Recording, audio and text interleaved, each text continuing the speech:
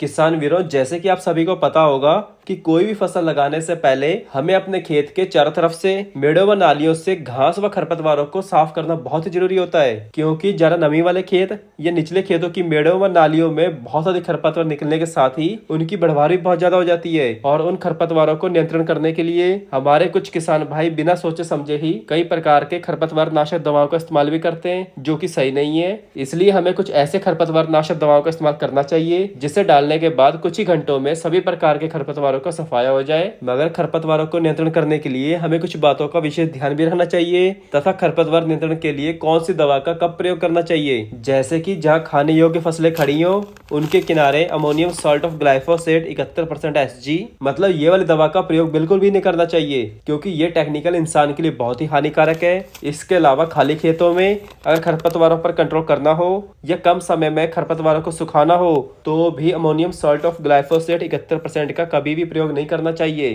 क्योंकि इसका असर मिट्टी में मिलकर कई दिनों तक बने रहता है, जिससे आने वाली फसलों पर इसका साइड इफेक्ट बहुत अधिक देखने को मिलता है। क्योंकि आने वाली सब्जियां या फसलों को खाने के बाद भी इसकी बहुत ही भयानक बीमारियां भी इसी टेक्निकल की देन है। इसलिए खाली पड़े खेतों में पैराक्वेट डाइक्लोराइड 24% SL का ही इस्तेमाल करना चाहिए, जिससे जमीन की सतह के ऊपर जितने भी खरपतवार होते हैं वे बहुत जल्दी नष्ट हो जाते हैं। और अमोनियम सॉल्ट ऑफ ग्लाइफोसेट 71% का प्रयोग उन्हीं जगहों पर करें जहां पर 2 फीट तक कोई भी फसल न बोई गई हो, या रोड के आसपास ही इसका इस्तेमाल कर सकते हैं। इसके अलावा जहां पर बहुत ज्यादा झाड़ या दूब हो तो वहां पर इन दोनों दवाओं को मिलाकर भी इस्तेमाल किया जा सकता है। और आज हम 2 खरपतवार नाशक दवाओं के बारे में बात करेंगे। एक तो होगी जो कुछ ही घंटों में, यानी सुबह इसकी स्प्रे करें तो शाम तक इसका रिजल्ट मिल जाएगा, जिसे हम कॉन्टैक्ट हर्बिसाइड भी कहते हैं। और दूसरी दवा जिसकी स्प्रे करने के 2 से 3 दिन बाद रिजल्ट देखने को मिलता है, जिसे हम सिस्टमिक दवा भी कहते हैं। तो इसी के बारे में आज हम डिटेल में बात करेंगे कि ये जो 100 ग्राम का पैकेट है इसे कहाँ पर प्रयोग करना चाहिए, और ये जो लिक्विड दवा है इसे हमें कब, क्यों और कहाँ पर प्रयोग करना चाहिए। सो वीडियो को पूरा देखें जिससे आपको राउंड अप के बारे में A to Z जानकारी मिल जाए।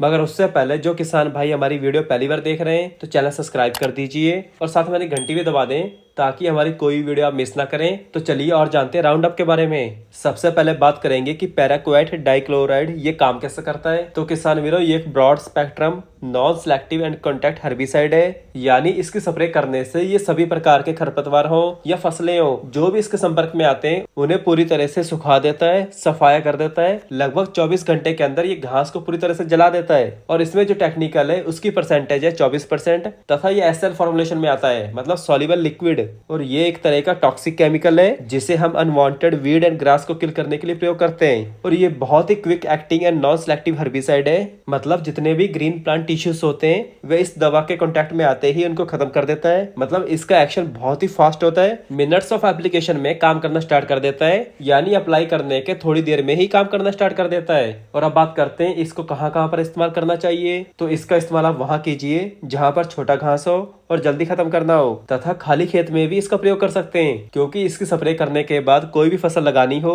तो वहां पर आप इस दवा का प्रयोग कर सकते हैं, ना कि इस दवा का, क्योंकि इसका कॉन्टैक्ट एक्शन ये पत्तों द्वारा जड़ों तक नहीं जाता है और इसका कुछ ही दिनों तक असर रहता है, तथा ये सॉइल के कांटेक्ट में आते ही ये इनएक्टिव हो जाता है, यानी इसका असर खत्म हो जाता है। और अगर हम इस दवा का स्प्रे करते हैं तो हमें इसकी सही मात्रा लेनी चाहिए। 150 ml दवा को 15 लीटर पानी के हिसाब से लेनी चाहिए। और दूसरे नंबर पे आता है ammonium salt of glyphosate 71% SG, और ये एक broad spectrum non selective and systemic herbicide है, यानी जब हम इसकी स्प्रे करते हैं तो ये सभी प्रकार के खरपतवार हो या फसलें हो, मतलब जो भी इसके संपर्क में आते ही सिस्टमिक एक्शन होने के कारण ये पत्तियों द्वारा पौधों की जड़ों तक पहुंच के मिट्टी के अंदर तक काम करता है और उन्हें पूरी तरह से सुखा देता है। मगर ये घास को सुखाने में 2 से 3 दिन लगा देता है। और इसमें जो टेक्निकल आता है इसकी परसेंटेज है 71%, तथा SG फॉर्मुलेशन में आता है, मतलब सोल्यूबल ग्रेनुअल, जो कि दानेदार फॉर्म में आता है। इसके अलावा इसकी सही मात्रा की बात करें तो इसकी सही मात्रा रहेगी 100 ग्राम के पैकेट को 15 लीटर पानी के हिसाब से प्रयोग करना चाहिए। मगर इसका स्प्रे करने से पहले हमें 2 बातों का हमेशा ध्यान रखना चाहिए। एक, नमी अच्छी से होनी चाहिए, और दूसरा 100 से 200 ग्राम यूरिया का प्रयोग जरूर कीजिए, क्योंकि यूरिया का प्रयोग करने से पत्तियां मुलायम हो जाती हैं, जिससे इस दवा का और भी अच्छा रिजल्ट देखने को मिलता है।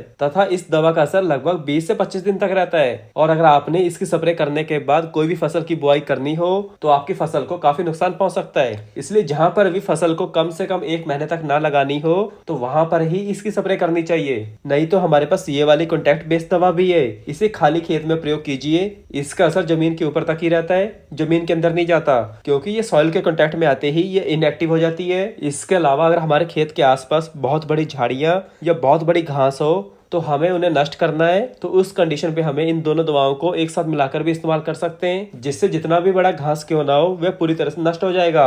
मगर हो सके तो इन दोनों के साथ 100 ग्राम से 200 ग्राम यूरिया प्रति पंप जरूर प्रयोग कीजिए। और ये जो 100 ग्राम का पैकेट है ये आपको 100 से 120 रुपए तक का मिल जाएगा, जो कि पहले 60 से 70 रुपए तक का मिलता था। कोई ना, इसके बारे में बाद में बात करेंगे कि क्यों इतना ज्यादा रेट बढ़ा है। वैसे अगर आपके वहां आज भी 60 से 70 रुपए का मिलता है तो प्लीज कमेंट कीजिएगा। और ये जो 500 ml की बोतल है इसका रेट आपको 220 से 250 रुपए तक का मिल जाएगा। तो किसान वीरों, यही सब कुछ था कि कौन सी राउंड अप का प्रयोग कब और कहाँ करना चाहिए। और आपको वीडियो कैसा लगा प्लीज कमेंट कीजिए, वीडियो को लाइक शेयर और चैनल सब्सक्राइब कीजिए। धन्यवाद।